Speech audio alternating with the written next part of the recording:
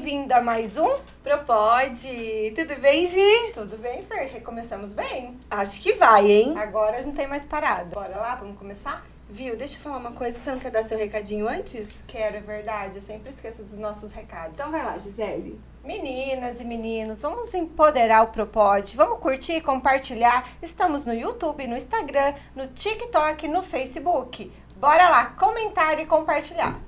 E se inscrever. E se inscrever. Tem que se inscrever no canal. Tem que apertar o sininho, Tem né, que apertar o Fernanda? sininho também, gente. Vamos lá. Colabora com a gente. Ajuda não é? a gente a crescer. É isso, a gente tem trazido muito conteúdo de qualidade. Muito. Só gente boa. Boa, bonita, bonita por dentro, bonita por fora. E a nossa convidada hoje é super especial.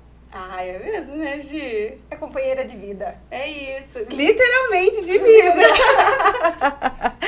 Sei lá se a gente pode falar isso. Será que ela quer que a gente fale isso, Gisele? Sei, nós não perguntamos. É isso. Eu nem vou contabilizar muito tempo, mas eu a conheço há muito tempo. Ah, não, a nossa amizade é mais recente. Eu não, ela sabe coisas minhas que eu poderia ser presa, inclusive. Mentira, tô brincando. Ela só ia defamar a sua integridade. Jamais! Que isso! Vamos lá apresentar Vamos. então. Juliana Ramos, seja muito bem-vinda ao Propod. Obrigada pelo convite. É uma alegria estar aqui com vocês, podendo compartilhar um pouquinho das nossas experiências, né? De vida. De vida, é isso. Que alegria tê-la aqui. Ju, posso chamar de Ju? Pode. Posso, né? Então tá bom, obrigada.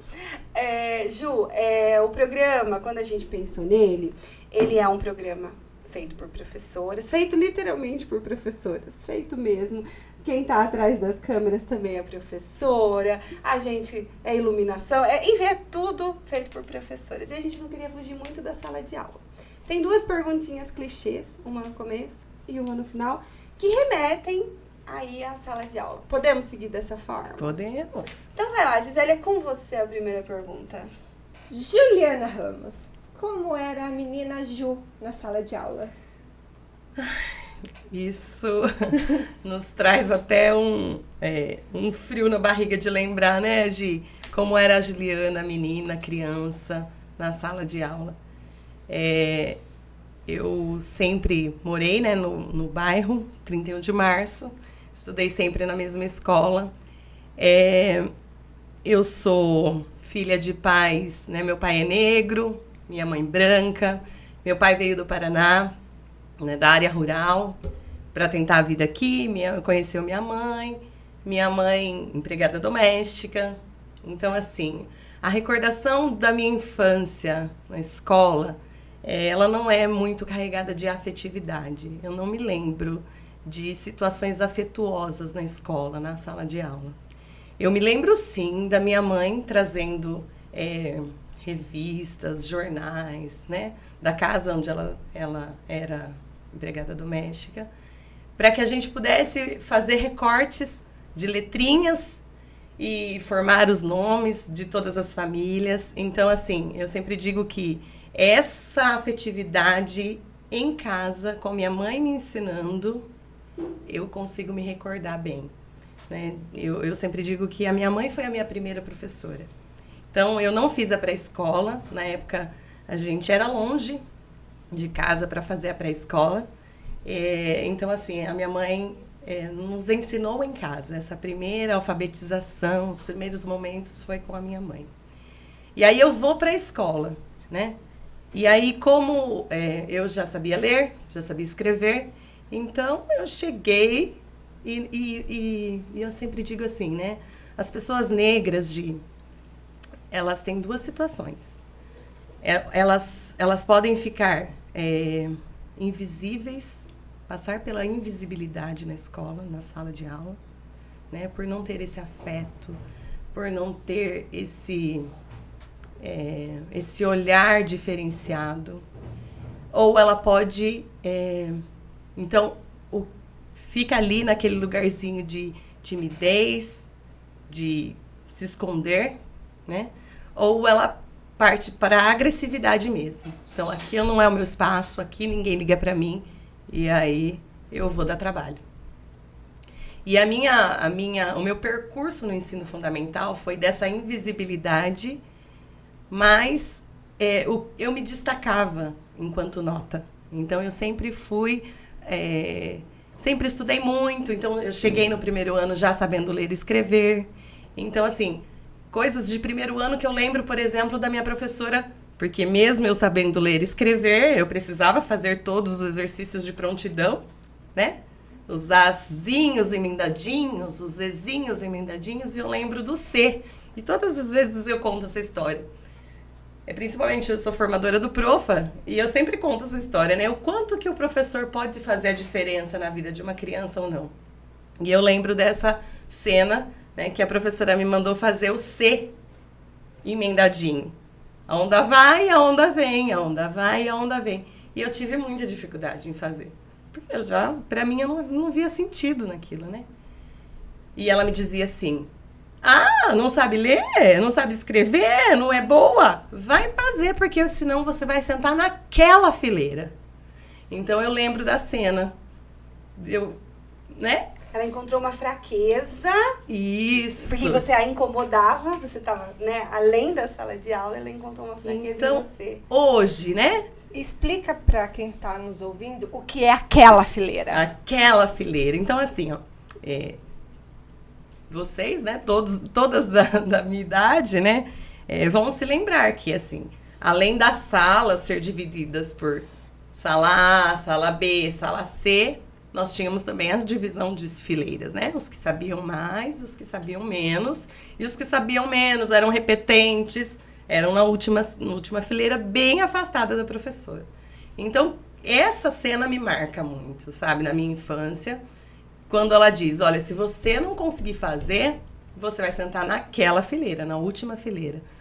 E aí, assim, a gente, quando criança, a gente não consegue medir, perceber, né, o que era aquela fileira. Né? Hoje, olhando e pensando, revivendo, eu consigo imaginar que aquela fileira eram das crianças repetentes, das crianças que já estavam ali, né, no primeiro ano há alguns anos, as crianças que não conseguiam fazer.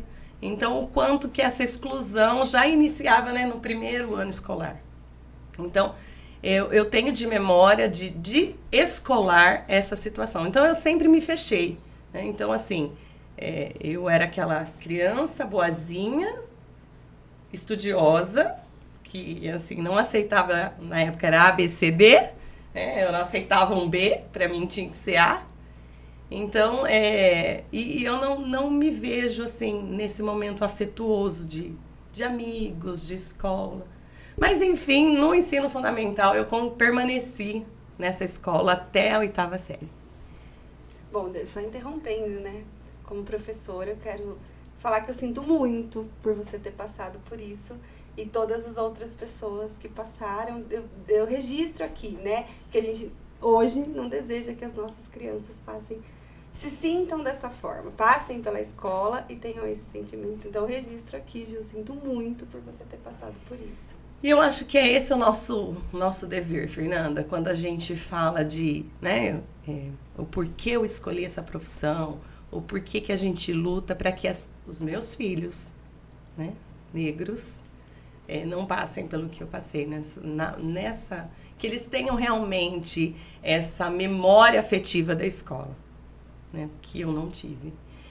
Mas ainda nessa escola, eu me recordo assim, na 5ª série, eu ganhei um prêmio, destaque, né, entre as escolas públicas. Havia na época esse concurso, né, entre as escolas, e aí eles selecionavam alguns alunos de destaque na redação, né, em toda a situação escolar.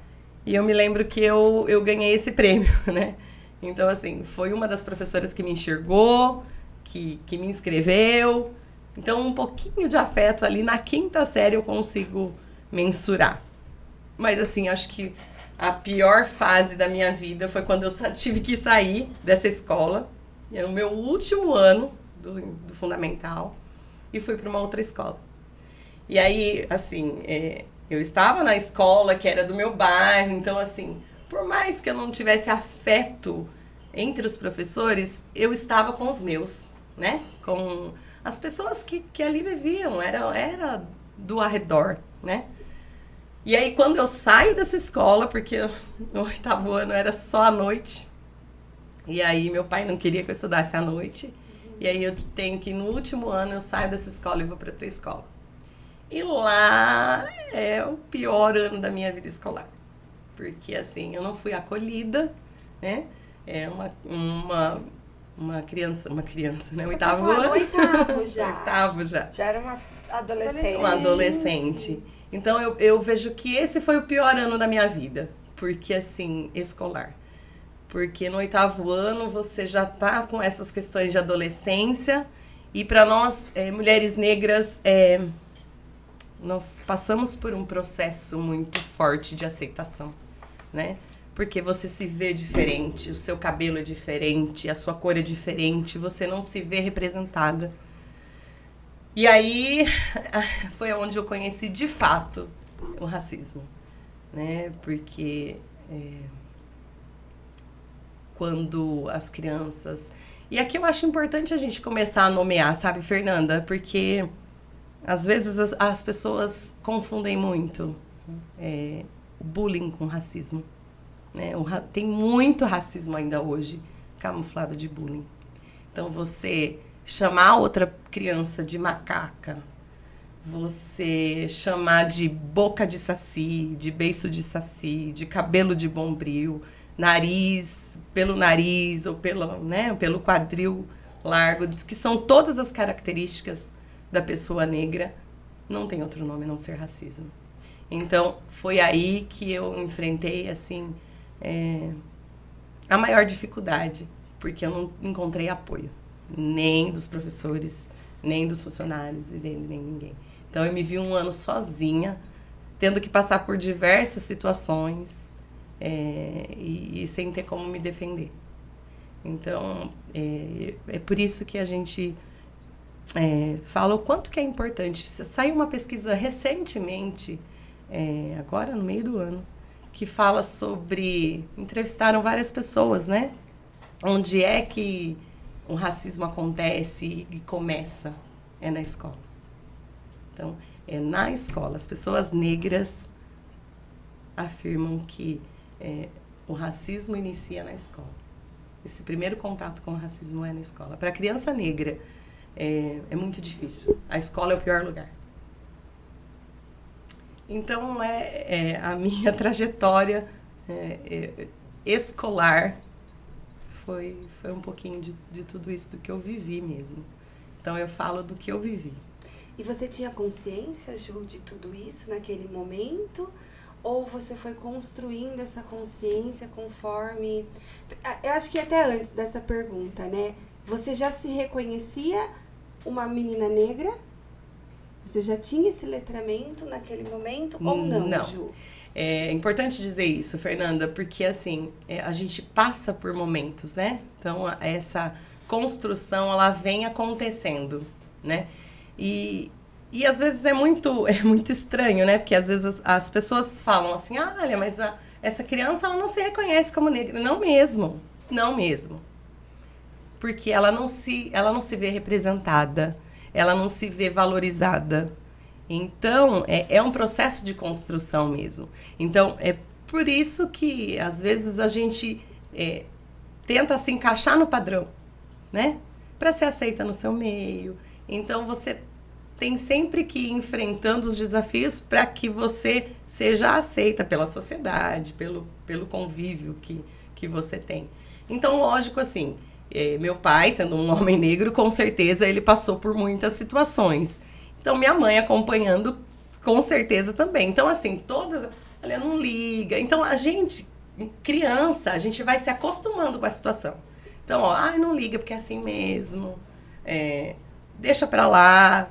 E quando você vai, né, procurar um adulto responsável, né, na escola, e que diz, para de chorar, foi chamada de macaco? Você é macaca? Não, então para, engole o choro.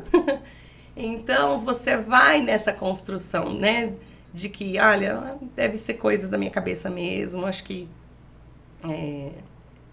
é normal, eu acho que a gente veio para sofrer mesmo e tá tudo bem, né? Então, a gente vai nessa construção e é por isso que a gente precisa começar a construir isso desde criança, desde bebê. Então, assim, quando uma mãe fala, negra, fala para o seu filho, saia com RG, porque se você for parado, você pode ter problema. Tá com o celular? Leve a nota junto, né? Então, são situações que vão nos colocando que a gente vai achando que é assim mesmo, que tá tudo bem. Né? Então, assim, eu acho que é uma construção. Esse letramento é uma construção, né, dessa aceitação. Ju, já que a gente está falando dessa construção, desse letramento, e você falou um pouco da sua infância, chegou na adolescência, e a adolescência é uma fase de descobertas, de namoro, uns matam aula, sai, vai beijar, é aquela euforia da adolescência. E como foi esse período para você? Gi, eu acho que o período de adolescência, eu acho que é mesmo o mais difícil, né?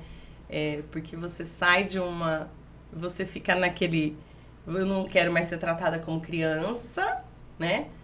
E ao mesmo tempo você tem que encarar algumas coisas de adulto, né? Porque eu comecei a trabalhar muito cedo, né? Então, assim, 10, 11 anos eu já trabalhava na feira, né? Então, assim, a gente estava, assim, mesmo nos meios mesmo, tentando ser incluída. Então, assim, eu me lembro que eu trabalhava, mas eu ia pro União. Eu queria abrir esse parênteses, assim, tá? Ela realmente trabalhava desde muito cedo, mas a gente passeava, né, Ju? A gente passeava. A Ju é a pessoa que menos dorme no mundo que eu conheço. Não, porque a minha mãe fala que todo sono que eu tenho hoje é da minha adolescência, juventude, que eu não dormi. Que a gente passeava, né? Aí a Ju ia pra feira, ela trabalhava muito cedo, né, Ju? Eu lembro disso. E eu ia pra minha casa dormir. Aí daqui a pouco tava a Juliana lá na minha casa. Fernanda! Eu dormindo da balada ainda, né? Jura? Aí ela falava assim, deixa eu Mudou nada, dormir Ju. quando morrer. Eu me lembro disso com muita clareza, né? Apesar de toda a dificuldade, né, Ju? Sim. Lógico que a gente lembra de forma afetuosa e romântica daquela época. E eu tô brincando aqui com a questão do sono, porque eu sou uma pessoa até hoje muito sonolenta. Mas com muito sacrifício, né, Ju? Muito sacrifício. Assim, você levava muito bem. Não me lembro daquilo doer em você, enfim. Mas por óbvio que não era natural. Por óbvio que você tinha que ter o mesmo direito, que no caso, eu que também moro no 31 até hoje, né, da mesma comunidade, mas eu não trabalhava como você. Eu sou um pouquinho mais nova, né, Ju? Então, acho que até isso. Eu também comecei a trabalhar com 14, não com 11, mas com 14. Eu vou me abster de qualquer comentário. Pois é. E aí, mas eu me lembro disso com muita...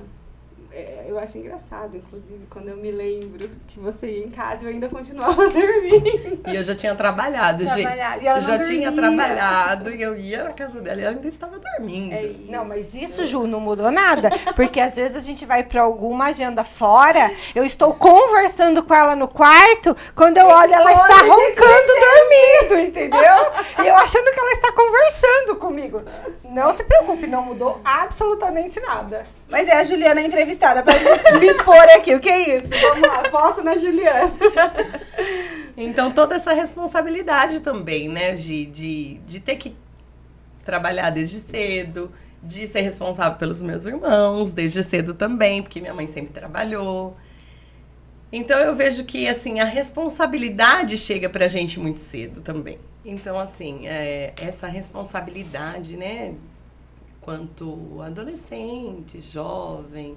Então, eu me lembro, assim, de momentos de revolta mesmo, né?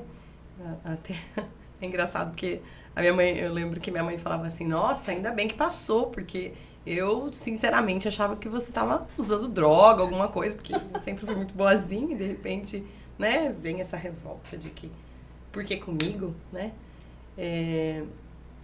Precisa acontecer desse jeito, dessa forma, por que, né, tanta coisa. Mas eu acho que da juventude, mesmo passando alguns perrengues, né? Porque para ser aceita também a gente precisa fazer algumas coisas. E eu lembro, assim, de cenas, por exemplo, eu com o cabelo na tábua de passar. Ah, Lê, eu também passava com ferro. Eu fazia isso, é horrível, mas eu fazia. É porque a gente não tinha chapinha, né, Ju? Não tinha chapinha. A chapinha não era acessível pra nós. E aí, qual era a opção? Eu deitava do lado da cama e aí vocês passavam meu cabelo. E eu sempre sonhei em ter o cabelo enrolado. Aí uma amiga minha falou pra mim assim, que se eu ficasse sem pentear o cabelo, ele enrolava. Eu fiquei uma semana sem pentear o cabelo, batendo pra ver se criava cachinho. Criou um nó desse tamanho no meu cabelo, que eu precisei cortar o meu cabelo, não saía. Então, assim, lembro, né, de toda essa dificuldade que a gente tinha, né? Mas a gente seguiu firme e forte. Mas eu também aqui, nessa linha de tempo, né, quando eu começo a fazer o magistério também, eu não posso deixar de me lembrar da imagem da minha mãe, né, de que o quanto que ela foi fundamental para que eu estivesse hoje no lugar que eu estou, né, professora, exercendo aquilo que eu gosto, porque foi também com muita dificuldade. Eu me lembro que eu sempre quis fazer alguma coisa que eu pudesse fazer a diferença, né? Então, tanto é que eu fiz o magistério, depois eu fiz serviço social. Eu me lembro disso. E depois eu fui para pedagogia. Então, assim, eu demorei muito do magistério, né, a escolher o que eu queria de verdade, se era pedagogia ou se era o serviço social. E como eu não conseguia passar no concurso, porque eu sempre ficava, né, na ali, época, né? porque na época quem era mais velho, quem era casado, quem iam passando na nossa frente. E aí depois do magistério eu resolvi fazer serviço social. Então, a figura da minha mãe também foi muito importante nesse processo, enquanto eu comecei a fazer o magistério, né? Porque eu saio de uma escola, dessa escola que eu fiz um ano só, né? E vou para o Emílio Home fazer o magistério. Então, eu me lembro que eu trabalhava já o dia todo. Então, assim, tinha dias que eu não conseguia ir para casa. Então, eu lembro, assim, também a gente não tinha dinheiro, né? Minha mãe, quantas vezes a pé, saía do 31 de março e me encontrava no terminal de ônibus, né? Às vezes com um pedaço de pão, não vou me emocionar de novo. Às vezes com um pedaço de pão e com uma camiseta para que eu pudesse me trocar ali no banheiro, para que eu pudesse subir e estudar. Então, assim, foi com muita dificuldade, né, que eu consegui terminar o magistério. Eu lembro, assim, das dificuldades desde para estudar para a prova, né? Que muitas vezes a gente não tinha horário de almoço, né? Então a gente comia, e eu como correndo até hoje. As meninas, às vezes a gente vai almoçar e fala, gente, pode ir tirando que eu vou ser a última, que eu vou terminar primeiro que todo mundo. Então, já é desse tempo, né? Que a gente tinha que comer correndo para poder dar tempo de estudar, porque aquele dia tem a prova. Quantas vezes a gente não tinha que deixar ali de fazer, porque tinha que voltar a trabalhar e não dava tempo de fazer nada. Não consegui fazer estágio nenhum no meu magistério, né? Então, foi muito na raça mesmo esse meu magistério. E eu lembro muito dessa figura da minha mãe mesmo, de me incentivando. Não, eu não estudei porque eu não tive oportunidade, eu não consegui. Minha mãe estudou só até a 4ª série, né? E a 4ª série, eu sempre brinco no Profa que a 4ª série da minha mãe fazia toda a diferença, porque ela sempre gostou muito de ler. E esse me alfabetizar, né? Que hoje a gente fala tanto, né? De ordenação, né? De listas de palavras estáveis. E minha mãe já fazia isso lá nos anos 80. Então, essa figura da minha mãe, né, dando toda a força para que a gente estudasse, para que a gente terminasse e fizesse realmente a diferença, foi fundamental nesse meu processo de formação. Então, sou muito grata a tudo, né, todo o incentivo. E aqui eu já entro num tema que, assim, é bem pertinente, é importante, né? Porque às vezes a gente escuta muitas pessoas falando, mas você não conseguiu? Para que cotas? E a meritocracia? E a meritocracia, né? Porque se você conseguiu, todo mundo consegue. Então, assim, aqui a gente precisa olhar para trás, né? Eu consegui, eu furei o sistema. Eu fui uma das que furei o sistema. E quantos não? Né? Lá, lembrando lá, aquela fileira lá na minha primeira série. Quantos estavam naquela mesma sala e não conseguiram chegar? Quantos ficaram no caminho, Quantos né, Ju? ficaram no caminho? Então, é muito complexo, é muito sério a gente dizer isso, porque um conseguiu, todos conseguem. Claro que quando uma mulher negra chega, com ela traz toda, né, essa vitória das pessoas que não conseguiram, né, não tiveram a mesma oportunidade. A sua mãe tinha a 4ª série, mas quantas mães eram analfabetas, que não sabia nem escrever o próprio nome? Sim. E aí eu vejo assim, né, quando a gente fala sobre, né, o processo de escravagista mesmo, né, porque ser empregada doméstica no Brasil hoje também é uma nova... nós temos uma lei agora recente, né, que as empregadas domésticas precisam ser registradas, ter seus direitos. A minha mãe não conseguiu ser registrada, se aposentar, porque ela não teve registro em todo. Minha mãe trabalhou a vida inteira, desde criança. E ela não teve esse direito, ela não teve essa oportunidade de poder contar com a sua aposentadoria por não ter o tempo de serviço. As pessoas falam que a escravidão acabou há tantos anos, mas ela é muito mais recente, né? Porque eu penso que... E é um processo, porque, de certo modo... é a maioria que está registrada? Ou a gente ainda tem empregadas domésticas fazendo o papel de empregadas domésticas? A gente fala diaristas, né? Enfim, tem uma variação aí das termologias. Sem registro. Sem estar recolhendo seus direitos. Sim. Né? Então, é uma reflexão. E sabe, Fernanda, uma coisa que eu sempre digo que eu falo agora, né, Gi, por que é uma construção? Porque enquanto você vive esse processo, você tá dentro do processo, você não consegue enxergar as sutilezas, né? Essa é a palavra. Sutileza. Porque depois você vai olhando para trás, nossa, olha como era. Então, assim, eu me recordo da minha mãe muito grata, né? Da família. Da família. Porque, olha, nós garantimos a mistura da semana, né? Então, às vezes, o resto para minha mãe era de muita gratidão. Então, o que não servia lá, para nós, então, olha só como nós precisamos ser gratos. Muito, né? Vai trabalhar no Natal com a gente, porque... é da família. É da família. Né? Dorme aqui com a gente. Olha, cresceu como um se dos fosse nossos. filha, né? Isso. Vocês foram criados como filhos. Iguais, né? Então, mesmas coisas. Nos anos 90... O que eu como, você come. Não é isso? Eu acho que hoje já não tem mais, mas nos anos 90 era muito comum os apartamentos terem o quarto da empregada. Não tem o de 52 metros quadrados os apartamentos da classe média alta. Tem, ainda sim. tem? Lógico que tem. Inclusive, estamos exportando essa situação ridícula para Portugal. Esses dias eu estava lendo uma matéria, porque eles estão achando super estranho. Tem muito brasileiro lá, né? E aí, há a solicitação de se colocar o quarto da empregada na planta das casas, dos apartamentos. Então, não basta até aqui, a gente está exportando também. A gente só... É isso. Vou me abster.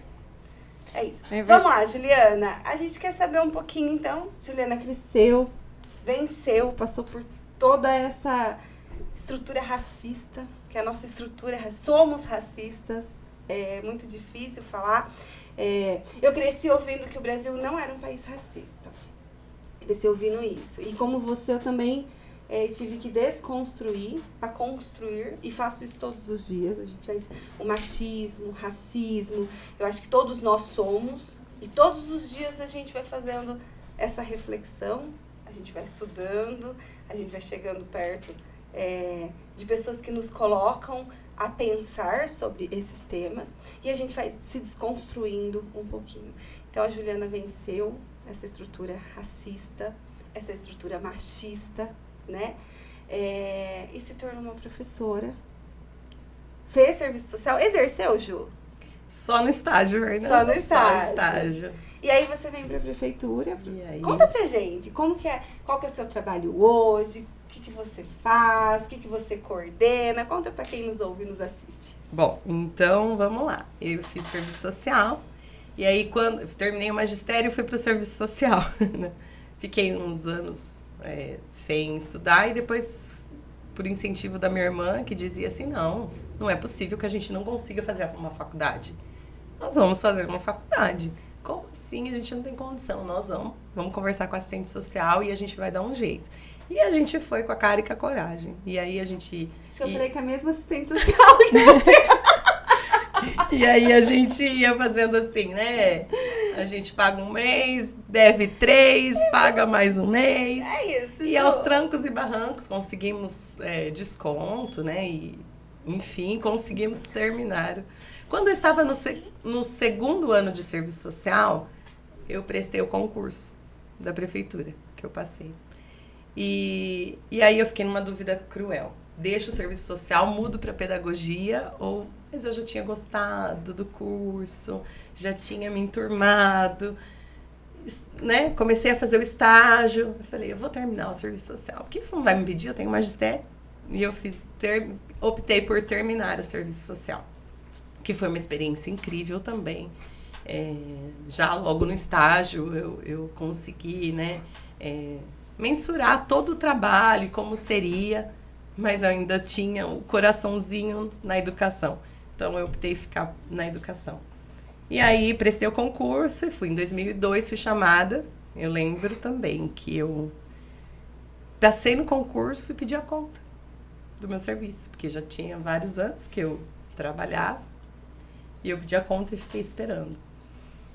E aí que esse concurso não me chamava e eu esperando. E na nossa época não tinha telefone, né, Fernanda? A gente usava o orelhão. Isso, né? isso mesmo. E eu me recordo assim que todo dia, quase toda semana eu ligava na Secretaria de Educação. Passei no concurso. Vai ser chamado? Vai. Passei no concurso? Não, ainda não foi chamado ninguém.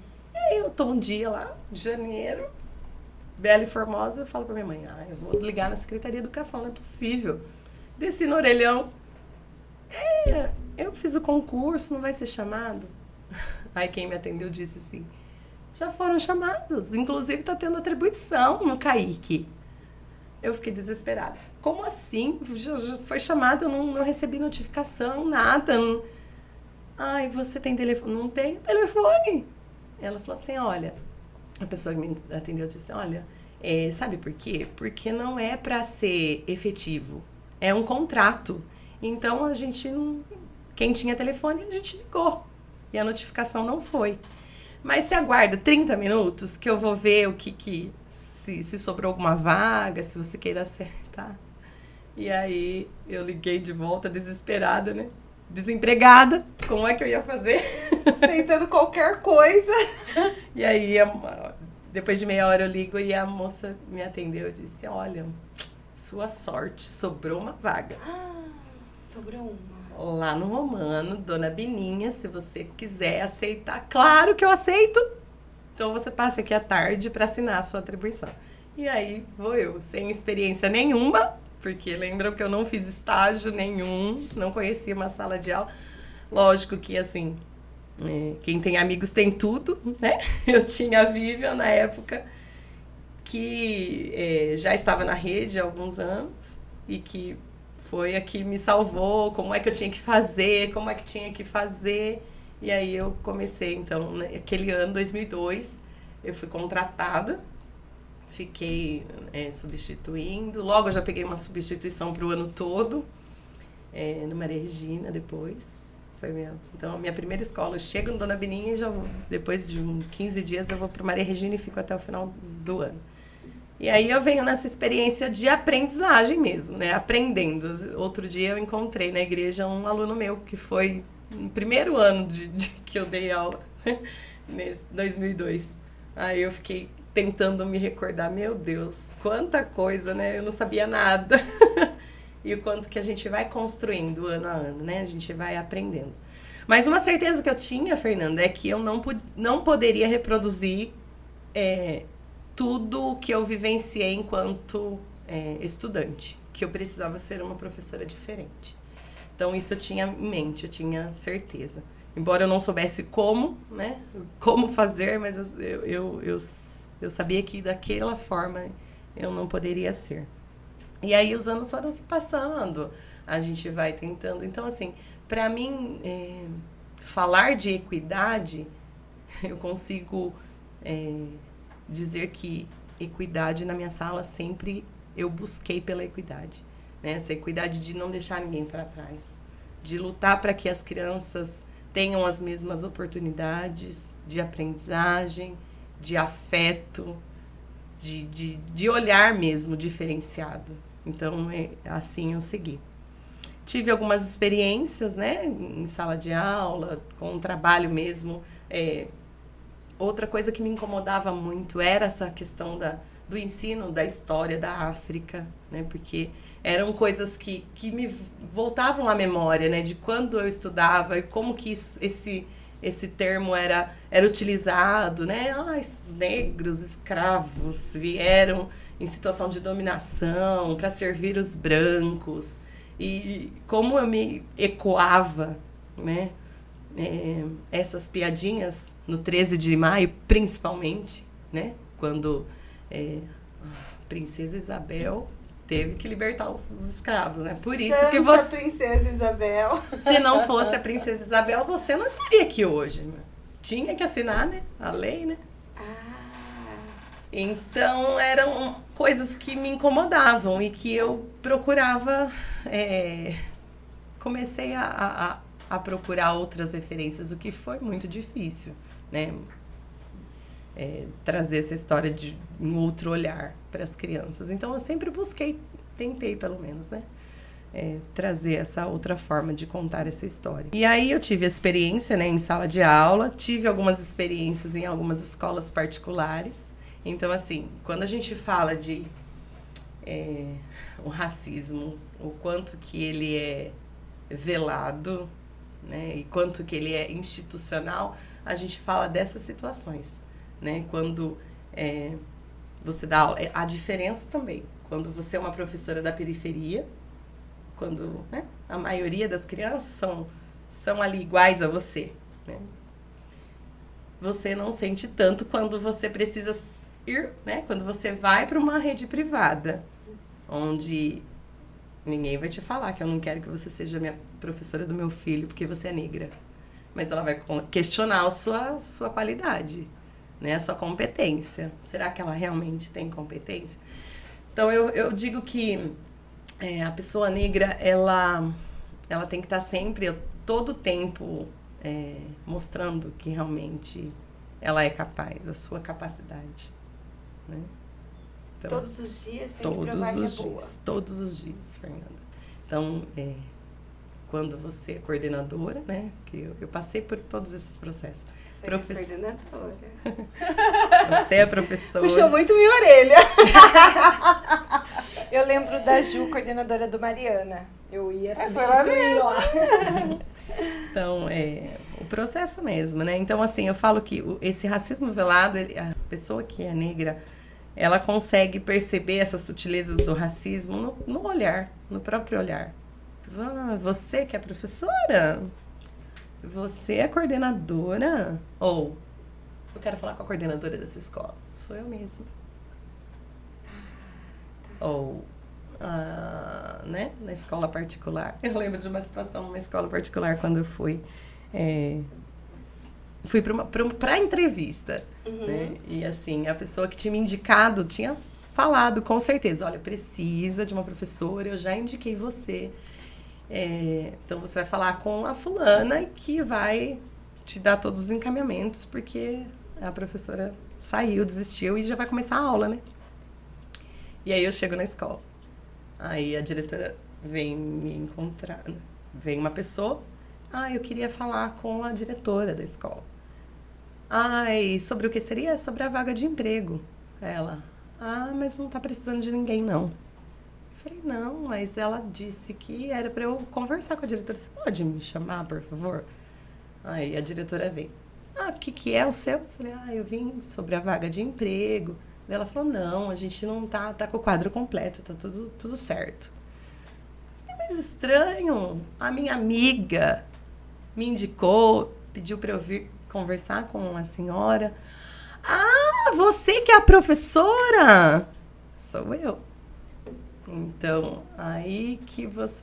Então, assim, quando você está no processo, e às vezes é interessante porque você está no processo, você não consegue entender realmente o que é aquilo. Depois você estudando, você se letrando, você consegue mensurar o que aconteceu de verdade, né? O fato de eu ser uma pessoa negra, eu jamais poderia ser uma professora. A professora. Realmente, pro quadro de apoio não tinha vaga. É. E você não poderia ser uma professora. Candidata a professora. Pesado, né, Ju? Forte isso. Forte, Fer. E na verdade, Ju, a gente dentro desse mundo de branquitude que a gente vive, a gente não tem noção de que essas coisas aconteçam. Porque a gente nunca passou por isso. É.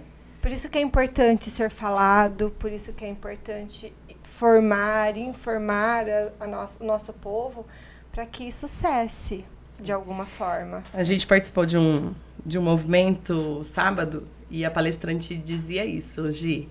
O que é ser branco no Brasil? Eu não sei dizer. Cabe a cada um pensar o que é ser branco no Brasil. Nunca parei pra pensar. Não é uma pergunta fácil de responder, mas a gente sabe que temos alguns e muitos privilégios. E eu acho que é importante, Gi, é você reconhecer, né? Cida Bento, no seu livro O Pacto da Branquitude, ela diz isso, né? O quanto que é importante os brancos se reconhecerem como privilegiados, né? Como a branquitude que tem seus privilégios. E o quanto que o racismo não é um problema do negro. Que fomos não, é um problema da sociedade. Isso, não fomos nós que inventamos. Então, o quanto que é importante, e aí a gente passa por outro lado, né? De que às vezes as pessoas falam, olha, Fernanda não pode falar porque não é o lugar de fala. Pode e deve, né? A gente precisa que pessoas brancas se reconheçam o seu privilégio, sim, né? Porque eu acho que sentir o que a gente sente, vocês nunca vão conseguir sentir. Mas a gente pode doer pelo outro. A gente pode somar na luta. E não Sim. é tão difícil de fazer essa reflexão, né, Ju? Nós estamos aqui na mesa, nós somos vizinhas, pertencentes à mesma comunidade, portanto, somos da mesma classe social, certo? Com as suas particularidades, mas na mesma classe social. E se você perguntar pra mim quais são as minhas lembranças da escola, a minha narrativa vai ser completamente diferente. Claro que eu tive meus traumas, mas né, eu não tive essa experiência racista que você teve. Simplesmente e tão somente porque a minha pele é branca. Sim. Porque eu sou tão da periferia, eu sou tão pobre, né? Entende? Sim. Mas estando no mesmo lugar, vamos partir deste lugar, nós não tivemos as mesmas condições. A sociedade não nos recebeu da mesma forma, só e tão somente pelo fato que você porque a cor da minha pele é diferente da sua. Só isso. E é engraçado, né, Ju? Não, e é só e é tanto, entende? Que é uma coisa muito louca. E a gente, quando tá na infância, a gente não tem essa noção. Quando a gente tá na escola, a gente não percebe. Porque na realidade, quem tem que dar essa noção são os adultos, né? Porque conforme você foi né? falando, eu fui recordando fatos que aconteceram na infância, que hoje eu consigo ver que foram atos racistas de outras pessoas. Mas que naquele momento, dentro da sala de aula, a gente não conseguia ter essa visão. A gente não conseguia perceber. Por isso a importância da educação antirracista. Exatamente. Isso mesmo, Gi. Porque tem muitos fatos que você narrou aqui que eu nunca passei, a Fernanda nunca passou e nós nunca iremos passar. A gente não precisa andar com RG, a gente não vai ser seguido dentro de um supermercado, a gente não vai ser seguido dentro de uma loja, como eu já vi acontecer. Simplesmente por sermos brancas. Porque ninguém conhece a índole do outro pela cor da pele. Porque foi criado, isso é estrutural. Que o negro é perigoso. Então, eu atravesso a rua quando eu vejo um negro vindo. Exatamente. É porque ele pode me assaltar, ele pode, né? Agora, quando um branco está vindo, você não atravessa Só que ninguém estuda, porque que a maioria do nosso povo negro estão nas comunidades, porque eles foram para lá. Ninguém fala que libertaram o povo negro e não deram estudo, não deram comida, não deram casa, não deram absolutamente nada, eles tiveram que se virar e subiram os morros. Gi, só pra gente pensar um pouquinho, né, nessa história que você traz, né? Você olhar para os espaços de poder, né? Que é o que a Cida Bento diz. Não que a branquitude se reúna e fala, olha, a gente precisa se manter no poder. Mas o pacto da branquitude é esse. É manter o poder sempre dos brancos. Então, veja, nós somos mais de 53%, né, pelo último censo, de negros. Onde nós estamos? Onde nós estamos? A grande maioria na periferia. Servindo. E quem está no poder? Está servindo, né, Ju? Então, quando a gente fala que ele está estruturado para que a gente permaneça no nosso lugar e a estrutura de poder continue mandando, né? Continue dominando os que estão ainda lá. Então, é esse que é o pacto da branquitude, para que permaneçam sempre no poder. E a gente sempre fala, né? A dinâmica do pescocinho, né? Quando a gente entrar num lugar, sabe, Gi? Quando você for jantar num lugar chique, você entra e dá uma olhadinha, faz a dinâmica do pescocinho, conta quantas pessoas negras estão no mesmo espaço que você. Se não somos a maioria, era pra gente estar em todos os espaços. Mas não estão. Tenho feito, já tem alguns anos essa prática, tenho praticado a gente essa tomou um pesquisa. puxão de orelha de uma professora. A gente trouxe uma formadora, né, Fer? A Lu. Excelente profissional, assim. E a gente a levou pra almoçar. Ela olhou. A gente foi num restaurante aqui do centro, na hora do Isso. almoço, né? Então, E muito pra- no automático. Porque a gente Nosso vive no prato. automático. Sentamos. E ela começou a observar. E a gente sem Não, e ela entender não nada. comia. Ela colocou o prato assim, ela ficou olhando. E a gente ficou olhando pra cara dela, porque a gente não tava entendendo absolutamente nada. Ela olhou pra nós e falou assim, quantas pessoas negras você está vendo aqui, além de mim? Não, ela falou assim, onde estão as pessoas negras dessa cidade? Aí nós ficamos olhando pra cara dela. Porque a gente Tipo não sabia o que assim, nem responder. olhamos ao redor. Não tínhamos tem essa alguns prática. anos. Isso já tem Não alguns tínhamos essa prática. Por quê? Porque a gente vive no mundo branco. Uhum. A gente não ia perceber se alguém não falasse. Precisou alguém falar e puxar a nossa orelha. Falar, tá errado. Isso aqui tá errado. Foi aí que a gente começou a observar. E recentemente a gente foi almoçar num restaurante na cidade vizinha. Aí a Fernanda falou assim, Gi, só tem nós de mulheres aqui. Só nós. Então, o horário de almoço para nossa cidade, porque é a cidade vizinha, não muda muito, o horário de almoço, quem pode comer fora? Homens brancos, era o que tinha lá no restaurante. De mulher, só tinha nós duas. Brancas. É isso, gente. É essa reflexão que a gente leva pra vida. Eu tenho uma amiga que fala que não dá mais pra gente desver. Então, né? É isso, né, Ju? Então, E não é feio a gente não saber, né? A gente aprende por aproximações sucessivas. Então, a gente está sempre nesse processo de aprendizagem.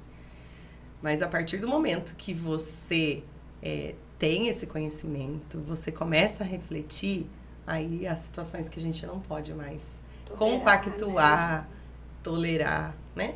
Sim. As piadas racistas, né? Que não são piadas, porque tá doendo no outro. Então, a gente precisa se posicionar. Então, assim, às vezes acontece alguma coisa e a gente não sabe como agir. A gente precisa fazer alguma coisa. Pensa, vai para casa, mas a gente precisa retomar. Lembra o que aconteceu? Não é assim. Não gosto, não gostei. Né? A gente não pode continuar perpetuando tudo isso. Quando eu digo que... por isso que eu falo que é uma construção, Gi. Porque a gente também, enquanto negro, por muitas vezes já riu de uma piada racista. Ju, todo mundo. Então, assim, é quando você para... Epa, tá falando de mim, tá falando dos meus. Então, Exatamente. eu não posso compactuar com isso. Então, a gente não sente... Não ri mais. A gente se torna um pouquinho chato, né? Queria que você trouxesse para quem está nos assistindo um pouquinho da educação de Santa Bárbara, um pouquinho desse projeto Jaê, que a gente tem aqui no município, que acho que vai ao encontro de tudo isso que a gente está falando aqui e que, né, a gente, enquanto professoras da rede, agora esse ano eu e Gi estamos aqui no sindicato, mas até dezembro a gente recebeu as formações e a gente gostava muito. Mas eu queria que você explicasse para todo o nosso público, que não necessariamente são só professoras, Ju. Eu não posso falar do Jaê sem antes fazer um resgate histórico mesmo dessa construção que foi até chegar ao Jaê. Então, assim, eu não vou falar de outras administrações, né? Eu vou falar a partir da administração da professora Tânia Amara, né? Que é a secretária de Educação, uma mulher negra, militante do movimento negro, né? Então, essa pauta antirracista sempre foi muito cara para a professora Tânia Amara. Então, assim, desde que ela assume, né, em 2013, ela sempre teve essa preocupação de que como é que está esse ensino, como está essas relações étnico-raciais na escola. E aí ela convida a professora Tatiane Mota para cuidar. Então, a professora Tatiane Mota, ela já vinha se destacando com esse trabalho das relações étnico-raciais na sala de aula e com o trabalho, né, com os povos indígenas originários.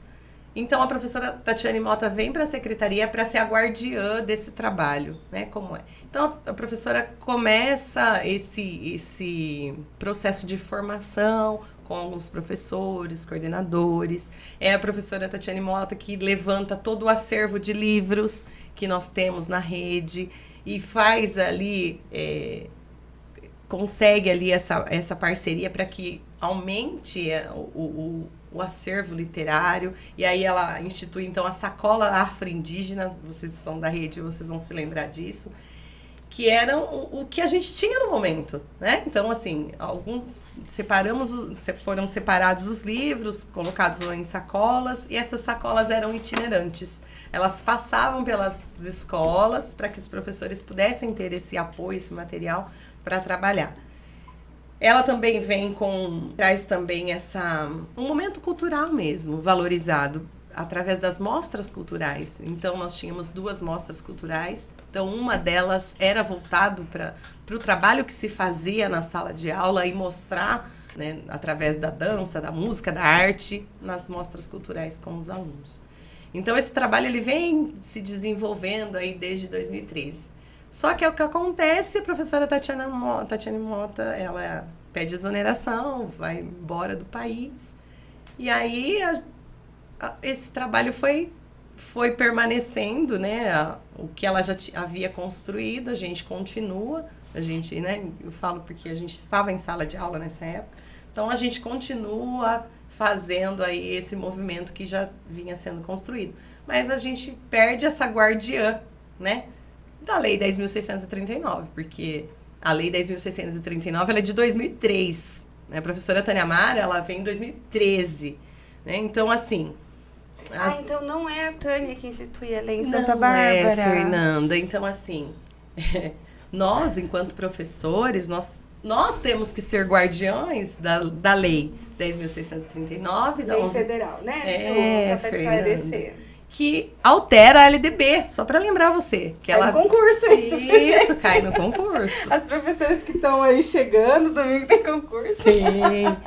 Então, assim, a Lei 10.639, ela altera a LDB, né, e torna obrigatório o ensino da África e cultura. Ah, então é obrigatório, Ju? É obrigatório, Gi. E dentro dessa lei também, ela também tem o 20 de novembro, né, como a data que faz, né, essa referência a Zumbi de Palmares e toda a luta. Então, é uma lei que a gente precisa cumprir. E aí ela é alterada a 11.645, que inclui também os povos originários, né? Os indígenas também precisam, a cultura indígena também ela precisa ser apresentada nas escolas. As crianças têm o direito de saber toda a cultura afro e indígena. E aí a gente, né, se pautada pela lei, a gente continua esse trabalho, mas a gente perde essa guardiã de formação. E aí a professora Tânia Mara sempre teve essa preocupação dessa justiça. Ela fala muito sobre justiça curricular. A gente precisa olhar para o nosso currículo, né? E fazer essa adequação curricular pensando nessas leis. E aí em 2021 ela me convida para compor a equipe técnica para pensar aí como a gente pode resgatar esse trabalho que acabou esfriando um pouquinho, né? E levantar um pouquinho esse trabalho com as relações étnico-raciais. E como a gente não faz nada sozinho, né? A gente... tudo vem do coletivo, traz muito essa importância do trabalho coletivo, né? E a Maria Assunta, que é uma assessora também, que tem muita experiência na formação de professores, dos coordenadores, já tinha tido uma experiência com a comunidade educativa SEDAC. Então, conheci as formadoras, né? Tô suspeita. Conheci as formadoras e teve, então, a ideia de, olha, a gente não pode também, né? Não é coisa da nossa cabeça, não é coisa da cabeça da professora Tânia. A gente precisa se estudar, a gente precisa se aprofundar para que realmente esse trabalho não seja passageiro. Porque não é um projeto político, Fernanda. Né? Não é um projeto político. É um projeto que precisa ser cuidado como políticas públicas. Né? Até porque é uma lei. É uma lei. Então, a gente, independente de quem esteja na Secretaria de Educação, nós somos passageiros. E lei não discute, gente, se cumpre. Isso.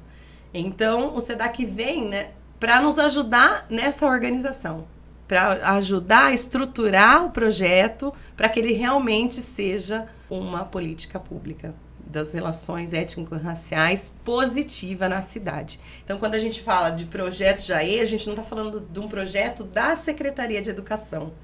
Então, a gente pensa num projeto como política pública. A política pública, ela precisa envolver as outras secretarias. Ela precisa envolver o município.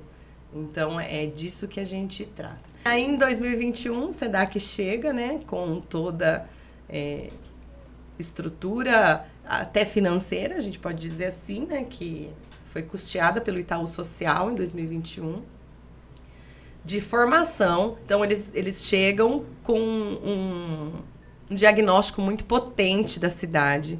Então, eles fizeram todo um mapeamento de como... Porque, né, Gia acabou de dizer, né, contra fatos não há argumentos.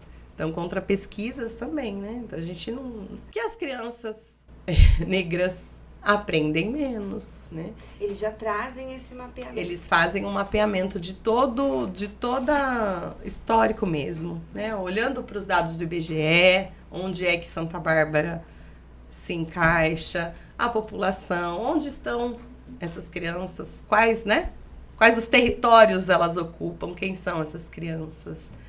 E aí, se a gente vai falar de política pública, a gente não tem como desvincular a equidade. Então, por isso que o projeto JAE, que não é um projeto da Tânia Mara, ele tem um nome, Projeto JAE. JAE significa temos dito, na língua tupi, temos dito, temos falado. Né? Que já a gente tem falado mesmo, né? Desde... Ô Ju, você está falando muito de equidade. Explica para o nosso povo a diferença de equidade e de igualdade. Porque pra gente, da sala de aula, é um termo comum. A gente sabe, mas às vezes o nosso ouvinte não sabe diferenciar. Sim. E o quanto essa diferença faz na vida das nossas crianças. Muito, Gi. Então, quando eu falo de igualdade, a gente até tem uma chargezinha, né? Que mostra a diferença mesmo, ilustrada do que é igualdade e que é equidade. E quando a gente fala de igualdade, a gente oferece a mesma situação para todos, né? Então, a oportunidade para todos. Eu vou planejar minha aula, eu planejo a minha aula igual para todos. Então, igualdade, esse é o termo de igualdade. Quando eu falo em equidade, a equidade ela está muito ligada na justiça. Então, eu dou mais para quem precisa mais. Então, a figurinha que ilustra é dos caixotes, né? Então, tem uma pessoa grande, né? Maior, uma média e uma pequena. Então, eu dou o mesmo caixote para as três. Isso é igualdade. Mas não é suficiente, porque ela não, a menorzinha, né? Ela não consegue ver atrás do muro. Eu ofereci a mesma situação para todos, mas não foi suficiente. Quando eu falo de equidade, eu vou dar um caixote para Fernanda, para Gi, que é maior, eu dou, né, um caixote mais um tantinho para Fernanda e eu vou dar 3 caixotes, se for preciso, para outra pessoa que é menor que a Fernanda. Então, é a questão da justiça mesmo, né? Você oferecer mais para quem precisa mais. Então, quando você traz para a sala de aula, a gente vai pensar onde é que estão as crianças que mais precisam. Quando você faz o mapa de sala de aula, onde estão as crianças que mais precisam? Estão mais lá no fundo para não te dar trabalho? Estão mais perto de você? Porque você vai estar... Você está mais acessível às crianças ou você deixa elas mais distante de você? Então, essa adequação no currículo, essa adequação no seu planejamento, ela passa pela equidade, não pela igualdade. Eu não consigo. Muito nos preocupa quando a gente vai conversar com as pessoas da escola e fala, não, aqui na minha escola nós não temos problema. Aqui a gente trata todo mundo igual. Aí tem um problema. Né? Então, a gente precisa reconhecer que nós temos as nossas diferenças. Nós não somos todos iguais. Não somos. Então, você reconhecer que nós somos diferentes e, mesmo assim, nós nos respeitamos. A gente trabalha para que ninguém fique para trás. Cada um é cada um, né? A gente tem as nossas individualidades, nós temos facilidades em algumas coisas, dificuldades em outras e precisam ser respeitadas. É isso, gente. Cada individualidade, cada serzinho dentro da sala. Sim. E aí esse projeto, Ju, além do mapeamento... E aí, então, traz um mapeamento, né, de como estava a situação de Santa Bárbara, da educação, e o trabalho na sala de aula com a gestão, né, porque tudo passa, né, Fernanda? Sem dúvida. Passa pelo papel da gestão, passa pelo papel do professor, do trabalho do professor, e aí, então, inicia da equipe técnica, passa pelo trabalho de todos os outros trabalhadores da escola, Sim. né, Ju? Da pessoa que cuida do recreio. Todos, Fernanda, todos. E aí, então, inicia um processo de formação mesmo. Então, começando da equipe técnica, que é importante também, né? A gente se reconhecer como eu acho que, assim, não seria... corresponsável, né? Sim. Nós somos corresponsáveis pela aprendizagem das crianças, das escolas, da Secretaria de Educação como um todo.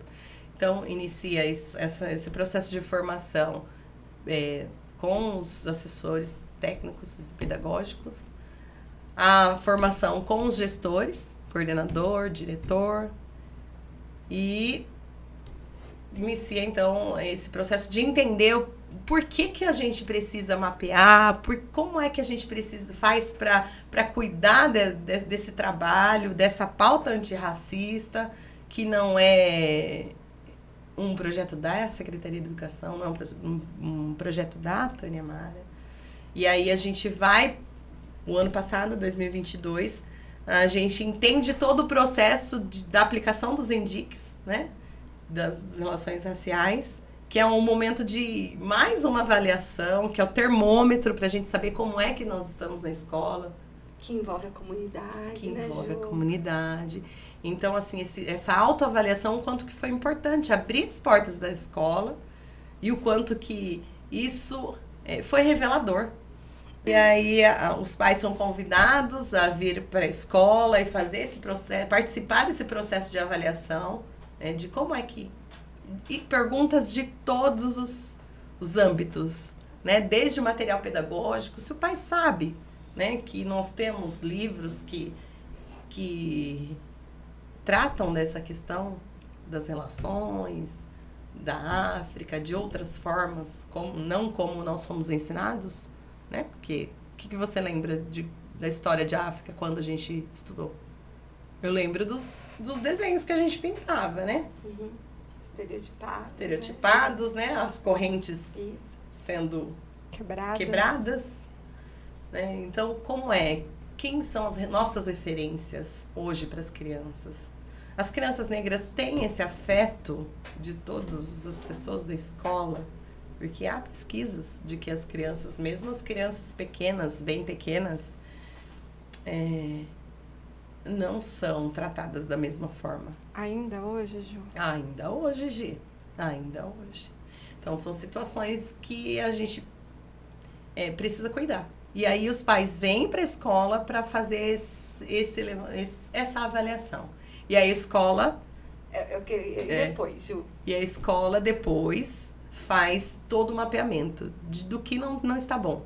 E aí, convida os pais, convida alguns, né, funcionários, professores, para fazer parte de uma comissão que vai pensar nesse plano de ação. Bom, se não está bom, né, o termômetro mostrou que, olha, nós estamos falhando na comunicação. Porque se o pai não sabe o que acontece e acontece, porque muita preocupação, né, foi feita na época, o pai não vem na escola, ele não vai saber se a gente trabalha, se a gente estuda, se a gente... Então, o termômetro está avisando que, olha, os pais não têm conhecimento, então a gente precisa fazer alguma coisa. Né? Os murais da escola precisam falar. Quando a gente não precisa estar dentro da sala de aula para a gente saber o que está sendo trabalhado, como que é essa relação na escola. As paredes falam. Uhum. E aí a escola... chama essa comissão para pensar nesse plano de ação. Então, como é que nós vamos começar, né? Da onde que nós vamos começar? O que é mais urgente? Então, a proposta da aplicação dos ENDICs, ela é a cada 2 anos, né? Então, você faz a aplicação do ENDIC e vai, né? Enquanto secretaria, a gente precisa monitorar como é que está, né? Esse plano de ação, o que a gente conseguiu avançar, o que ainda precisa... de ajuda ali, a equipe escolar ainda precisa de ajuda para melhorar. E aí nós estamos nesse processo mesmo, Fernanda, aí a gente perde esse financiamento do Itaú Social, o Instituto Acaia, que é de pesquisa, né, um instituto de pesquisa, Ateliê Escola Acaia, que se une ao SEDAC para continuar esse trabalho junto com a gente.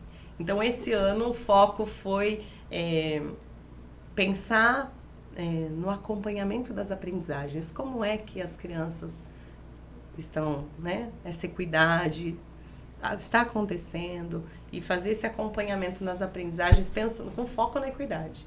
Então, nós fizemos aí esse ano um HTPC em rede para todas as séries, né, pensando nessa questão da equidade. O foco maior do SEDAC, nosso parceiro, junto com a Acaia, foi o 4º ano. Né? Então, a gente faz um diagnóstico de leitura fluente e descobre que metade das nossas crianças do 4º ano não liam com fluência no início do ano. Né? Lógico que a gente precisa lembrar que nós passamos por uma pandemia. Né? Então, a gente cuida aí dessa equidade, tentando que essas crianças não cheguem no 5º ano com essa defasagem na leitura e compreensão do que leu. Então, a gente faz todo esse acompanhamento. Então, escolhemos 5 escolas piloto para acompanhar, né, como como no ano passado a gente tinha as escolas pilotos na aplicação dos INDICs, que é aquela que abre caminho, que vai na frente para poder os outros vindo né? Depois. Então, como no ano passado nós tivemos também 4 escolas do grupo piloto que saíram na frente na aplicação dos INDICs para mostrar mesmo o caminho, como era fazer, como era o processo de planejamento.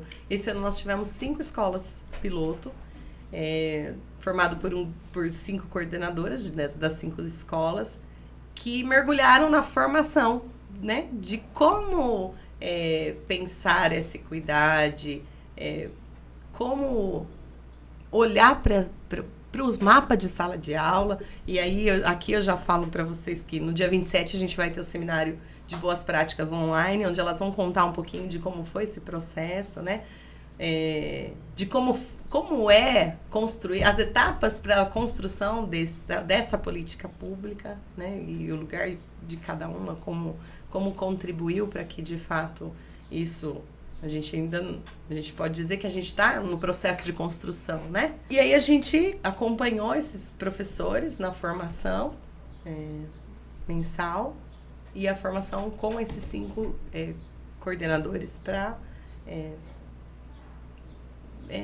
fortalecer mesmo o grupo, né? De como ter esse olhar diferenciado, né, Fernanda? Porque... se a gente pensar, volto de novo, né, pro racismo, por toda essa situação que a criança negra passa dentro da escola, e que a escola não pode ser o pior lugar para essa criança. E assim, a gente precisa se fortalecer, né, enquanto equipe gestora, enquanto coordenador, e ter esse olhar diferenciado. Porque o racismo, como a gente já vem conversando desde o início da nossa conversa, ele está nas relações. Né? Então, a gente precisa ter esse olhar apurado.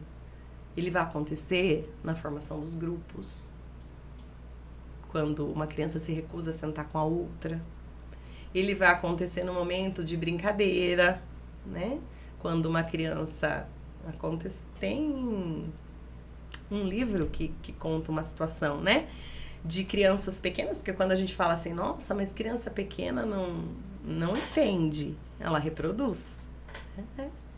E se a gente está falando de racismo institucional, estrutural, ele é aprendido desde cedo, desde sempre. Que numa situação de brincadeira, uma criança negra diz que comprou a casa. E aí a criança, na brincadeira, uma criança branca fala, então tá bom, vamos lá, vamos brincar de casinha e tal. Então você vai ser a empregada. Não, eu não vou ser a empregada, a casa é minha. Não, você tem que ser a empregada. Então, assim, se você não tiver esse olhar realmente apurado, Fernanda, você passa como se fosse uma brincadeira de criança. Então, assim, o que está por trás dessa brincadeira? Por que a criança negra precisa ser a empregada? Então, é no momento da festa junina, Fernanda, sabe? Quando a criança branca fala para a criança negra assim, eu não quero dançar, eu não vou dançar. E a professora obriga a criança, não, você vai dançar com ele. E acabou. E no dia da festa, a criança falta. E aí a criança precisa dançar com a professora, porque ela não tem par. Então, são situações que não são situações pontuais. Que se a gente tratar como pontual, ela ficou doente no dia, né? Foi uma situação que aconteceu. Não, é uma situação que acontece todos os dias e nesses momentos, sabe? Então, é nas relações. E a gente precisa cuidar disso. A gente precisa ter esse olhar apurado. Eu acho que primeiro precisa reconhecer o que você falou. Estava na escola até dezembro e a gente ouve muito, né? Que não tem racismo na minha sala de aula. Mas não tem porque o meu olhar, o meu ouvido e a minha atenção não está voltado para isso. Se eu acho que não tem, eu não vou estar atenta quando acontecer uma brincadeira como essa. Ou quando vier a recusa da dança, eu só vou entender que são relações pessoais, não a questão de raça, é por qualquer outro motivo. Então, eu acho que o que eu penso que é extremamente importante da vivência que eu tive do projeto é o despertar mesmo, Ju. O despertar no olhar, o despertar no ouvir, o despertar no analisar os dados, quando a gente olha, então, para o mapa de reprovas, quando a gente olha, então, para as crianças não alfabéticas, né? Então, é esse despertar. Porque tá bom, então eu tenho, nos primeiros anos, sei lá, 10 crianças não alfabéticas. Dessas 10, quantas são negras? Porque até as 10 não alfabéticas é uma preocupação de todo profissional de ensino, né? A gente quer que todo mundo se alfabetize. Agora, a segunda pergunta teve que ser despertada. Dessas 10, quantas são negras? Quem são essas crianças? E a gente fala assim, e eu costumo voltar muito nessa situação das crianças pequenas. Porque as crianças pequenas, elas não falam.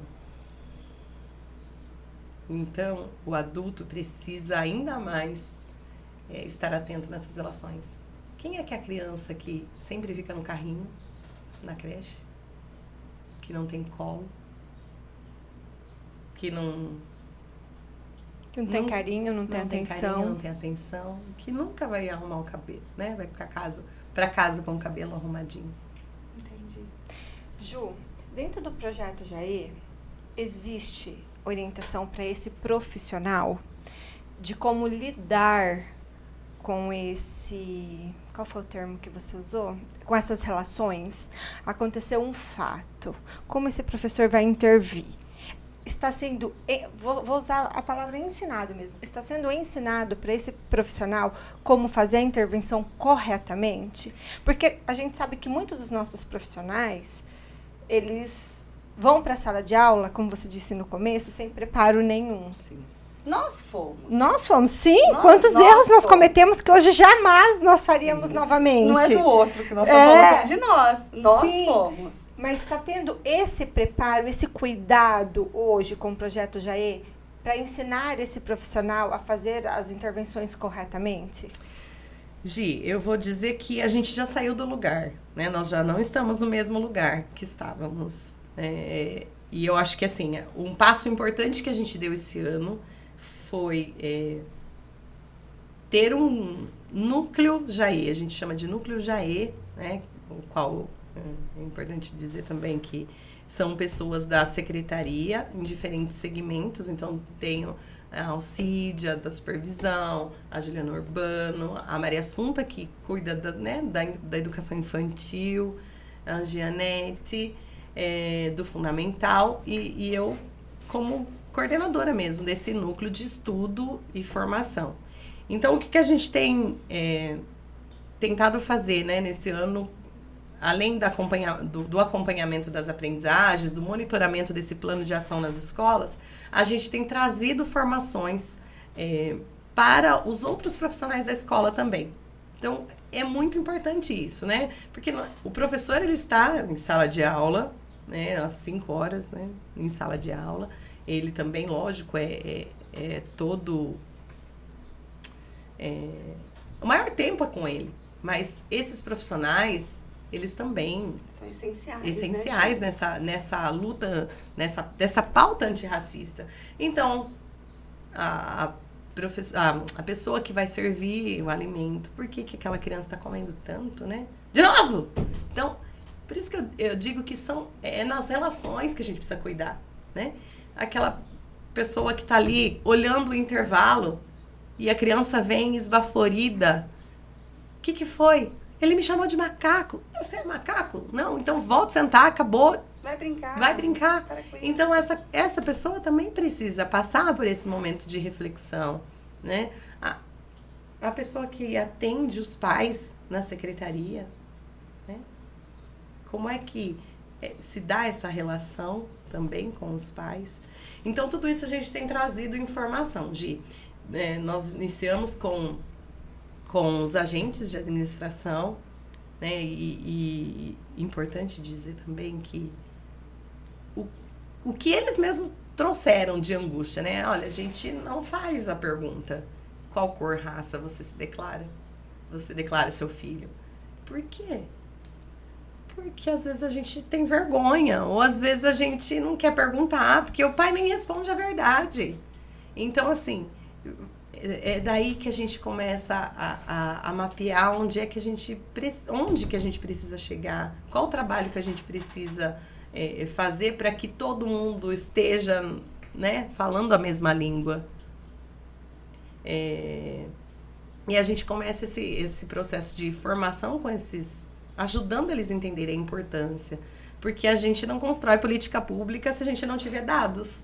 Quantas crianças negras nós temos na rede? Quantas crianças negras nós temos naquela escola, naquele determinado território? E se a gente não perguntar, a gente não sabe. Então, e eles não sabem como fazer esse trabalho. Então, a gente precisa ajudar. Então, a gente precisa formar, a gente precisa entrar nesse processo de formação junto com eles. E aí, agora, né, já começa as rematrículas. Então, eles passaram por formações e agora, na rematrícula, todo mundo está fazendo esse chamamento para que as famílias venham e a gente atualize essa ficha de matrícula. Chamamos também as pessoas, né, a equipe de apoio que a gente chama, para conversar, para passar por formação, e a equipe gestora. Então, assim, nós somos poucas, né, então, assim, a gente tem feito ali, tentado fazer ali esse processo formativo que não seja só pontual, mas assim, o que a gente pretende é continuar a partir do ano que vem com essas formações mais frequentes. Como que a gente disse o ano passado, a gente não aprende de um dia só, da mesma maneira. Então, assim, a gente vai aprendendo, né, no dia a dia, pelas aproximações sucessivas, e a gente vai tentando e cuidando dessas relações. Além disso, existe uma comissão de diretrizes. A gente está pensando com os dirigentes mesmo, situações reais que chegam até nós, do que acontece na escola, situações pontuais, mas reais, né? De estudar, olhar para essa situação e o que a gente faz. Então, é diferente do que a gente olhar para essa situação de a criança foi chamada de macaco, como é que eu faço? Como é que eu ajo? Não dá para eu chamar os dois para assinar o livro preto, livro negro, né? Não. Quem sofreu e quem foi agredido. Os dois precisam de acolhimento, né? Quem está sendo chamado, né? E essa situação pode parecer tão... Ai, gente, sem sentido, né? Ai, só chamado de macaco. Mas é uma das piores situações, que você desumaniza a pessoa, né? Então, assim, a gente precisa pensar assim, Gi, né, num documento mesmo, que oriente, não que seja um passo a passo. Que chamou de macaco, tem que fazer isso, fez isso, tem que fazer isso. Mas de situações que nos façam a refletir no que não pode acontecer. A gente precisa criar estratégias de humanizar quem está com as crianças na escola, seja os professores, seja a equipe de apoio. Porque o que a gente percebe é que se perdeu a humanização, se perdeu a empatia, a vida está seguindo de uma maneira muito automática.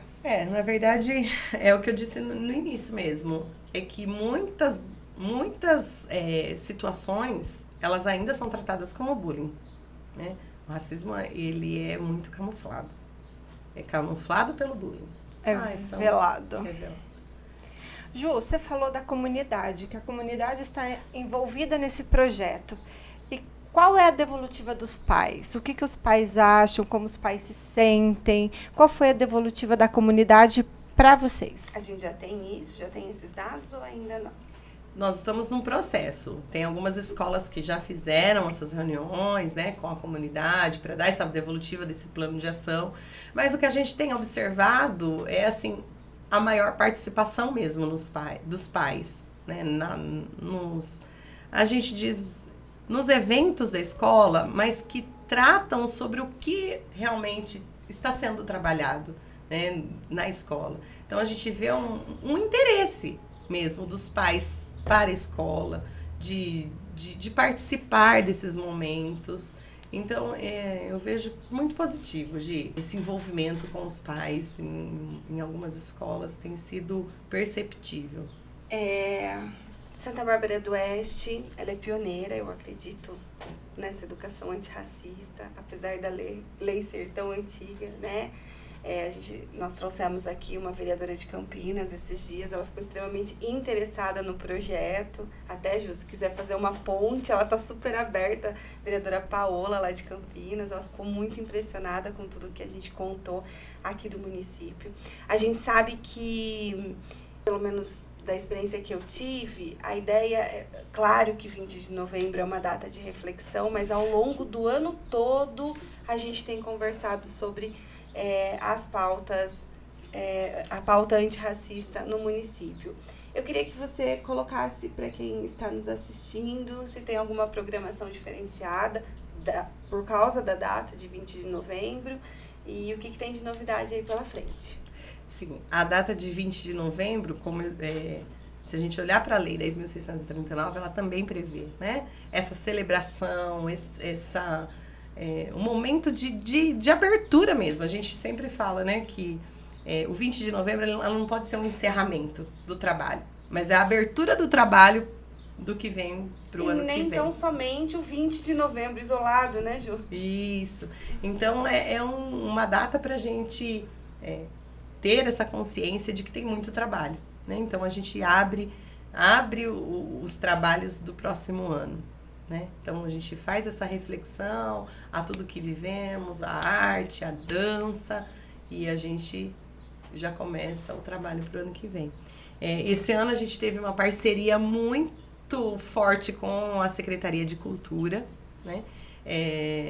E o projeto Jair, ele perpassa por esse caminho dessa rede intersetorial que é importante, né, Fernanda? Para não ficar tudo concentrado na educação. Então, se a educação não faz, não tem nada na cidade, não tem nada, né? Nós conquistamos o feriado há pouco tempo, né? Na unha. Então, assim, quando a gente fala de política pública, a gente não pode ficar falando só da educação. Então, a Secretaria de Cultura, ela vem com uma parceira forte, né?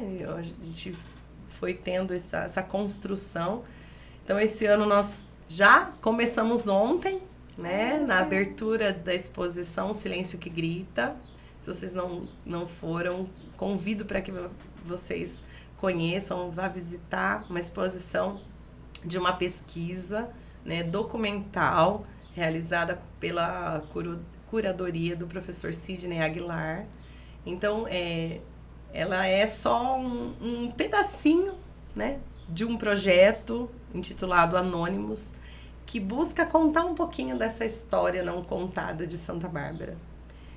De algumas pessoas que foram invisibilizadas na história de Santa Bárbara, né, a partir da lei do ventre livre, as crianças que foram batizadas depois, né, tiveram a permissão de ser batizadas na igreja. Então, é uma pesquisa muito interessante, convido todo mundo, né, a visitar o Museu da Imigração, né. Qual horário, Ju?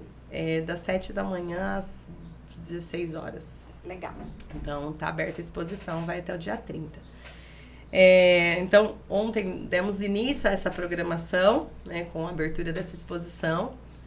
No sábado, nós temos a Afro Bárbara, que é a Feira Preta, né, a segunda edição da Feira Preta de Santa Bárbara, também com várias atrações durante todo o dia. Então, os expositores, né, trazendo ali todo o seu trabalho, né, culinária, arte, para você conhecer um pouquinho mais, né, dessa arte negra, né, de tudo que tem aí no mercado. E onde vai ser? A Afro Bárbara. A Afro Bárbara acontece na frente do Museu da Imigração, frente do Centro de Memória. E ela começa das 9 da manhã e vai até as 4 horas da tarde com show de samba, viu, Fernanda? Que delícia! Pra quem gosta, já fica a dica. Banda Alto Astral finaliza, fecha o evento. Mas nós temos durante o dia uma programação repleta de dança, né, ciranda. Nós temos o Projeto Guri, que vai se apresentar também.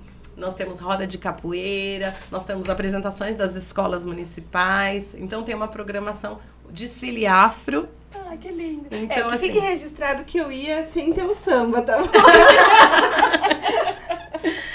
E aí, à tarde, a gente finaliza, então, com o show de samba, no sábado. Delícia. No domingo, a gente tem, né, o segundo cortejo afro, que nós fizemos o primeiro ano passado e foi um sucesso. Então, a concentração acontece no mesmo espaço, ali na frente do Museu da Imigração. A gente faz toda a concentração ali, uma abertura com uma roda de capoeira, e nós descemos em cortejo até a feira.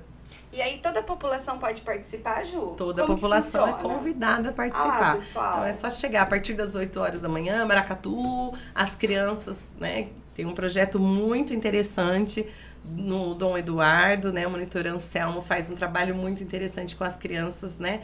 Com instrumentos musicais feito de material reciclado e assim, é lindo as crianças tocando. As crianças vêm, né, o maracatu na frente, as crianças acompanhando com seus instrumentos e toda a comunidade, e a gente desce em cortejo até a feira. E na feira a gente atravessa, né, o que é, né, esse cortar a feira central com as crianças. Qual horário, Ju? Concentração? A concentração às 8, a gente desce às 8h30. E aí se dispersa na feira por volta das 10 horas, que também acontece um show de samba lá na Estação Cultural. Muito bom.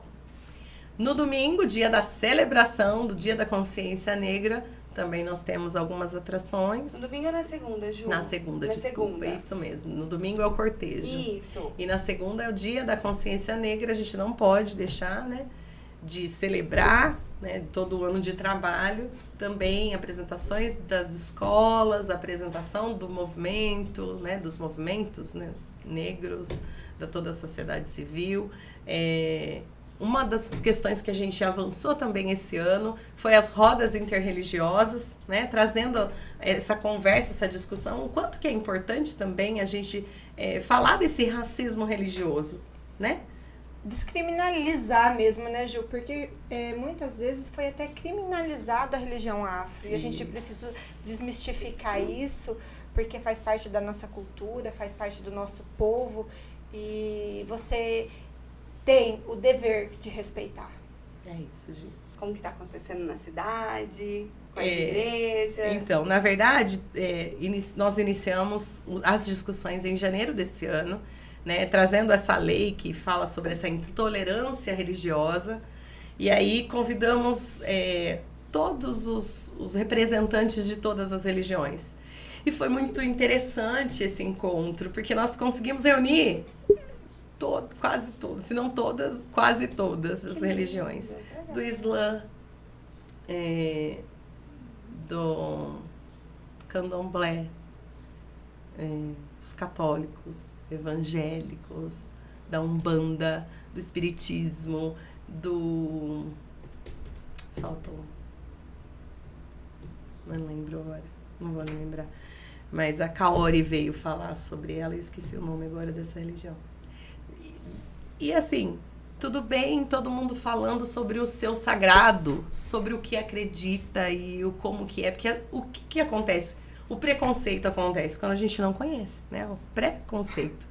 E aí a gente ouvindo, né, todo mundo falar de como que é a vestimenta, o que eu acredito, né? E ouvir as pessoas falando, viu? Vocês falam que a gente é do demônio, mas a gente nem acredita no demônio, né? Então, foi muito interessante. Dessas rodas de conversa que a gente teve, surgiu, então, o Fórum Religioso. Então, eles continuaram essas discussões e agora, na segunda-feira, esse fórum, né, essas pessoas que participam desse fórum interreligioso vão também dar uma palavrinha e contar um pouquinho dessas discussões, de como que é. Importante. E sabe por que é importante, Fernanda? Porque na escola a gente também precisa estar pronta para essas situações. Porque a gente precisa parar, né, de pensar que todo mundo é igual, né? Aqui todo mundo é igual. Não, aqui todo mundo é diferente. As crianças, o Estado não é ecumênico, o Estado é laico. Só que tudo bem se eu rezar o Pai Nosso no início da aula. Tudo bem? Não, tudo bem. Por quê? Nem todas as religiões. Exatamente. Então, a gente precisa parar com essa questão, né? De que é universal. Não é universal. Tem algumas religiões que não tem. Existem especificidades e Isso. precisam ser respeitadas, Precisam Ju, ser porque a gente não respeitadas. consegue garantir a representatividade de todas. Isso. Quando uma criança fala para uma professora, um monitor, ai, você tem. Baixinho, você tem. Usa também? Que é a guia. A guia. Ai, eu também vou lá. Me esconde, né? Só que a criança, ela não pode vir com a sua guia, porque ela é recriminada. Né? E uma das conversas, das formações com a equipe de apoio, muitas disseram isso, é verdade, a gente não pode. A gente nem fala de qual religião a gente é, porque nós somos discriminadas, Isso mesmo entre adultos. Uhum. Então, a gente precisa trazer à tona também essa discussão dessa intolerância, que enquanto nós tivermos, né, pessoas estiverem morrendo, É o que eu ia falar, intolerância mata, Ju. a intolerância mata. Seja em qualquer ordem, Isso. ela mata. Então, assim, enquanto pessoas estiverem morrendo por professar uma fé que é diferente da sua... E que fé é essa, Ju, que tira a vida de outra pessoa? Ninguém tem o direito de tirar a vida de ninguém. Independente de questões políticas, religiosas, Ideológicas. lógicas. Enfim, ninguém tem o direito. Então, quando a gente fala que o projeto Jaê, né, porque muitas vezes a gente escuta ainda assim, né? Ai, agora a gente só vai falar de preto. Não, não é de preto, é sobre equidade. E a equidade, ela perpassa, né? Tudo Um respeito isso. à religião, um respeito ao momento pedagógico da criança, A cultura, a Ju. cultura, a A diversidade, a música, Tudo, a alimentação, tudo. tudo, né? Então, não é um projeto só Da educação. da educação. É um projeto social. É um projeto É uma social. política pública. É isso. E necessária. E necessário. Temos um programa, Gisele? Temos um Porque programa. passamos de quanto? 1h40, que delícia. Nossa, nosso programa mais longo. Muito bom. Gisele, temos um programa. Mas antes de irmos para a pergunta final, eu acho que a gente tem outro recado. Temos um Vai recado lá. importantíssimo. Importante. Chegou até aqui, né? Escutou toda essa aula de educação antirracista. E que aula. Importante. E que importante. É isso. Mas, já que você ficou até aqui, Bora lá, gente. Vamos curtir, compartilhar, comentar. Lembrando que os comentários dão engajamento. Comente lá. Diga o que você acha, o que você pensa sobre a equidade social, sobre as políticas públicas. Sua opinião é muito importante para nós. Como a gente, espero que vocês defendam a equidade social. é isso. Não esqueçam de se inscrever no canal e acionar o sininho. Do YouTube. É, do YouTube. As demais redes sociais é só comentar, curtir e compartilhar. A gente fazendo propaganda, somos ótimas professoras. Exatamente. Então vamos lá, Juliana, pergunta final. É clichê, na lousa da vida, se você pudesse deixar uma mensagem, qual seria, Ju? Bom, eu acho que o que eu escreveria na lousa da vida, né? Seja persistente, lute pelos seus ideais e nunca se esqueça de onde você veio, né? Eu acho que isso é o mais importante. Ah, que linda! Ju, muito obrigada pela presença. Foi um programa extremamente necessário. Doloroso. Eu acho que eu ia falar isso. Apesar de toda a dor que você trouxe, é muito importante que a gente verbalize. Porque, como a Gisele falou lá atrás, a gente vive no automático. As nossas vivências são... E a minha vivência da Gisele é diferente, como é diferente da sua. E nós precisamos... Só que nós precisamos nomear as coisas. A gente precisa verbalizar as nossas dores. Que não tá tudo bem. Que você chegou... Mas para você chegar, você passou por tudo isso. Então, assim, muito obrigada pela presença. Obrigada por dividir a sua intimidade, né? Essas dores conosco. E o Propod tá de portas abertas. Sempre que tiver novidade, fique à vontade. Tá bom? Isso, Gil, obrigada, gratidão. Foram algumas cancelamentos, equipamento que não funciona, mas deu certo. E que a sua experiência fique como exemplos para as nossas crianças, que é difícil chegar, mas é possível, que é difícil se manter, porque se manter também é dificultoso, mas que é possível. E que para isso a gente sim precisa de políticas públicas. Sim. Políticas públicas que tragam equidade para as nossas crianças, para o nosso país e para a nossa sociedade. Gratidão, Ju. Eu que agradeço a oportunidade de estar aqui, né, compartilhando um pouquinho do trabalho que a gente vem desenvolvendo, né, para que a gente desmistifique muitas coisas, né, porque hoje a gente vê alguns discursos de que, olha, não, isso, o racismo é da cabeça de cada um, que são os negros mesmo que inventam isso, não existe raça negra, raça branca, existe a raça humana, né? Mas por quanto tempo nós fomos desumanizados? E agora, esse discurso de raça humana? Então, quando convém, somos humanos. Pois é, Fernanda. Então a gente precisa mesmo se unir nessa luta antirracista desde sempre. Contem conosco, tá bom? Tá. Gisele, porque aqui nessa mesa todo mundo pode? E propode! É isso, gente. Até a próxima. Tchau, tchau.